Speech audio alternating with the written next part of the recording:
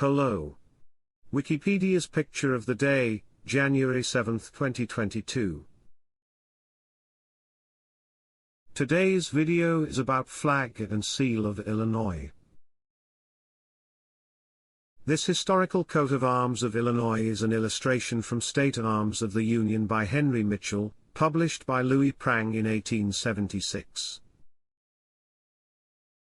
It depicts a bald eagle perched on a rock carrying a shield with the stars and stripes. In the eagle's beak there is a banner with the state motto, State Sovereignty, National Union. Thanks for watching. And don't forget to like, comment, and share.